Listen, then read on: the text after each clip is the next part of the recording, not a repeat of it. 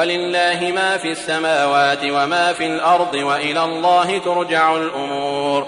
كنتم خير أمة أخرجت للناس تأمرون بالمعروف وتنهون عن المنكر وتؤمنون بالله، ولو آمن أهل الكتاب لكان خيرا لهم، منهم المؤمنون وأكثرهم الفاسقون. لن يضروكم إلا أذى، وإن يقاتلوكم يولوكم الأدبار ثم لا ينصرون.